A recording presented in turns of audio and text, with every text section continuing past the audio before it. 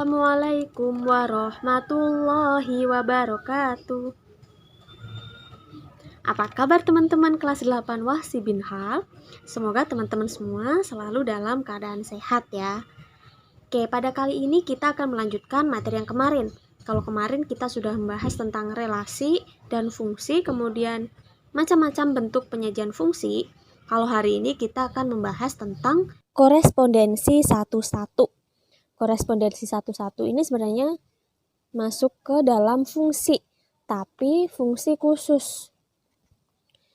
Nah, contohnya misalkan di sini ada 4 korespondensi satu-satu. Ini contohnya ya. Contoh pertama, contoh kedua, contoh ketiga, contoh keempat. Sekarang bandingkan contoh tersebut dengan yang di sebelah kanan. Nah, kalau yang sebelah kiri ini merupakan contoh korespondensi satu-satu.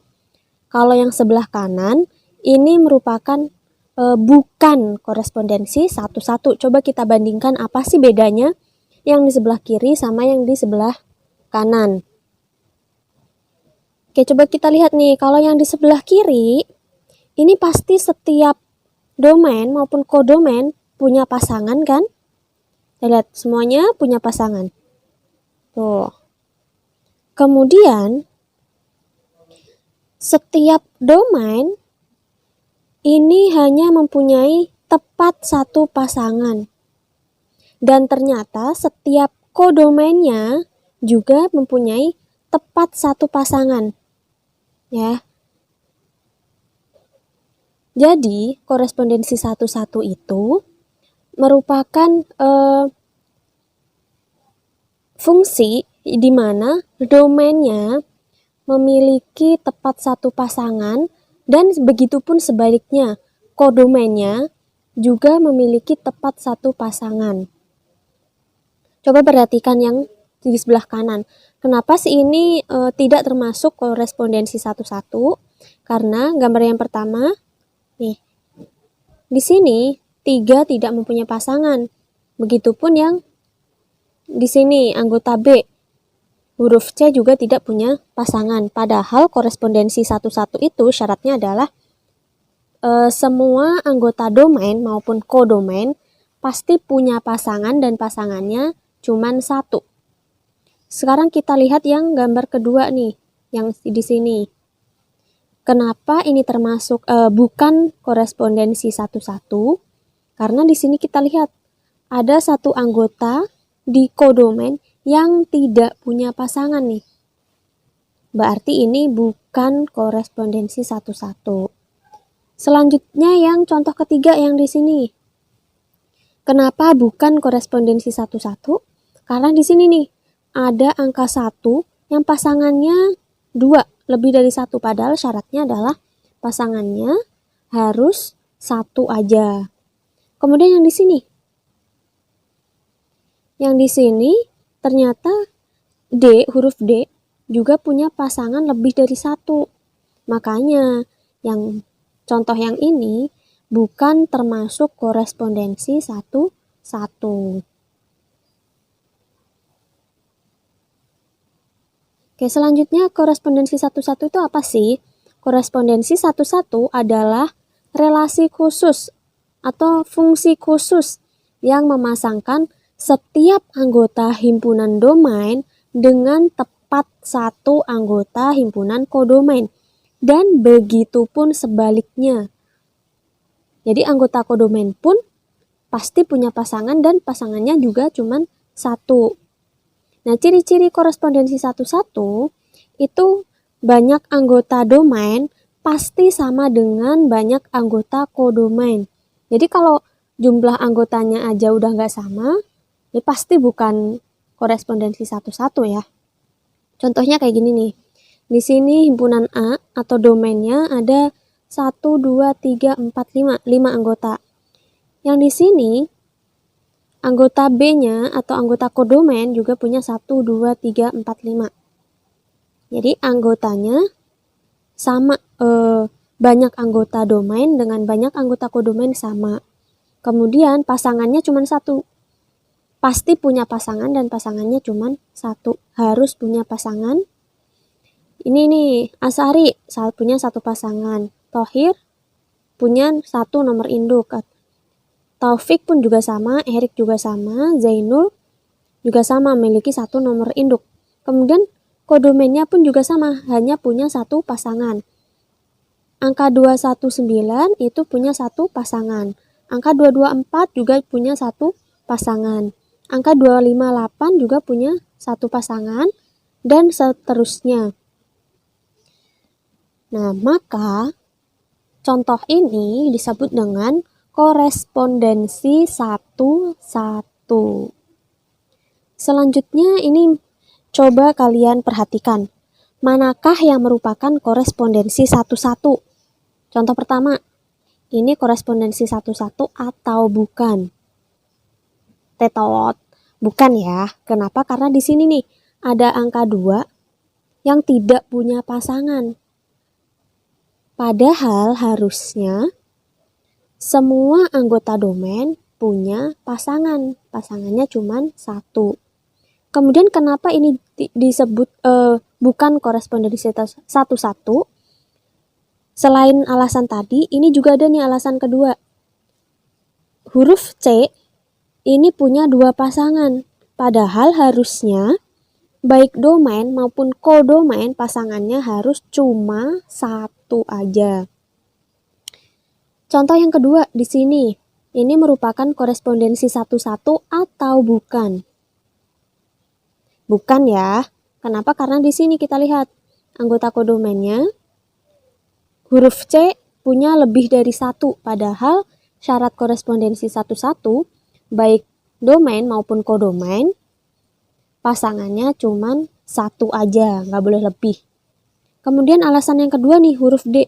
Huruf D tidak punya pasangan, padahal syarat korespondensi 1-1 semua anggota kodomain itu harus punya pasangan tepat satu. Sekarang contoh yang ketiga nih. Contoh yang ketiga merupakan korespondensi 1-1 atau bukan? Iya, contoh yang ketiga ini merupakan korespondensi 1-1. Kenapa? Karena semua anggota domain maupun kodomain punya tepat satu pasangan. Lanjut yang contoh keempat. Korespondensi 1-1 atau bukan? Bukan ya. Kenapa? Karena kita lihat aja di sini nih. Angka 4 memiliki pasangan lebih dari 1. Oke. Contoh selanjutnya. Korespondensi 1-1 atau bukan? Iya. Kenapa? Karena di sini setiap anggota domain maupun anggota kodomain semuanya pasti punya tepat satu pasangan. Selanjutnya, contoh selanjutnya ini merupakan korespondensi 1-1 atau bukan? Bukan ya. Kenapa? Karena di sini kita lihat di anggota kodomainnya. Huruf A tidak punya pasangan. Sedangkan huruf B ini pasangannya lebih dari satu. Padahal syarat dari korespondensi 1-1 adalah setiap atau semua anggota domain maupun kodomain itu pasti memiliki tepat satu pasangan. Oke, sampai sini udah paham kan ya? Oke, kalau gitu kita lanjut. Apa sih hubungan antara relasi, fungsi, sama korespondensi 1-1? Gini aja, misalkan ini himpunan relasi. Nah, di dalam relasi itu ada suatu relasi khusus yang memiliki syarat, yaitu dinamakan dengan fungsi. Syaratnya apa? Setiap anggota domain memiliki tepat satu pasangan. Kemudian di dalam fungsi itu ada fungsi khusus lagi yang memiliki syarat lagi. Disebut dengan korespondensi 1-1. Nah, bedanya apa? Kalau fungsi tadi syaratnya cuma kita lihat di domainnya aja atau daerah asalnya aja. Kalau korespondensi 1-1, kita lihat domain dan kodomainnya. baik domain maupun kodomain itu setiap anggotanya harus memiliki tepat satu pasangan. Jadi kalau fungsi cuman kita perhatikan domainnya aja, kalau korespondensi satu-satu kita perhatikan dua-duanya, domain dan kodomainnya kita perhatikan. Contoh nih, misalkan ada diagram panah seperti ini. Ini apakah termasuk relasi? Iya, kenapa? Karena relasi mah cuman hubungan aja, nggak punya syarat. Jadi ini merupakan relasi. Sekarang, apakah ini termasuk fungsi? Bukan. Kenapa? Karena syarat fungsi, kita lihat anggota domainnya harus punya pasangan tepat satu. Sedangkan di sini, angka 1 punya pasangannya lebih dari 1. Makanya ini bukan fungsi. Kemudian apakah merupakan korespondensi satu-satu?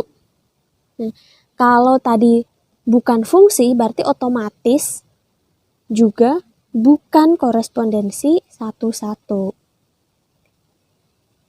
Contoh yang kedua nih di sini. Apakah merupakan relasi? Ya, karena relasi nggak punya syarat. Pokoknya aturan aja yang menghubungkan anggota domain dengan anggota kodomain. Apakah termasuk fungsi?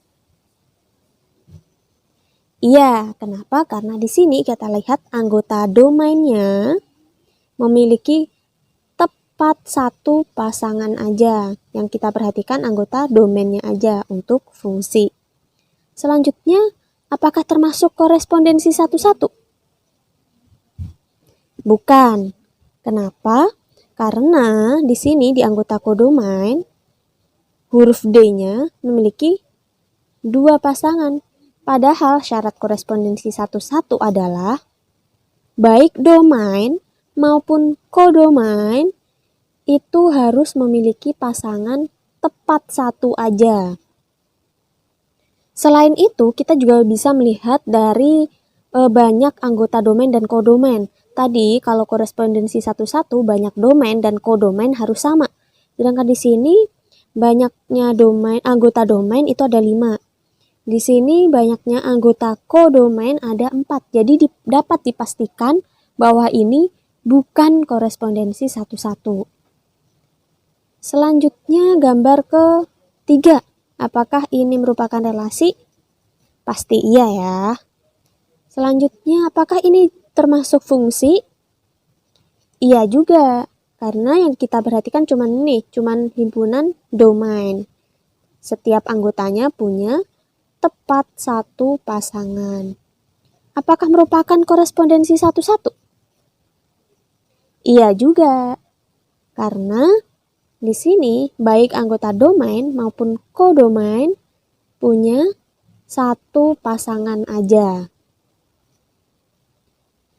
Selanjutnya kita masuk ke materi banyak korespondensi satu-satu yang dapat dibentuk dari suatu relasi.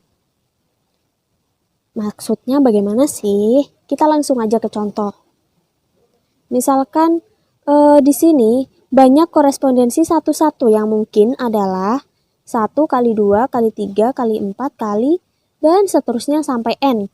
Dengan N ini adalah banyak anggota domain atau kodomainnya. Contoh, diketahui himpunan A isinya adalah 1, 2, 3. Ini maaf kurang tanda kurung kurawal. Dan himpunan B isinya adalah A, B, C. Kita perhatikan banyak anggota himpunan A dengan banyak anggota himpunan B itu sama. Berarti kita bisa membentuk korespondensi satu-satunya. Nah, untuk mengetahui berapa banyak korespondensi satu-satu yang dapat dibentuk, bisa kita hitung menggunakan rumus yang di atas. Karena ini banyak anggotanya ada 3, maka kita kalikan 1 kali 2 kali 3. Karena banyaknya ada 3 anggotanya.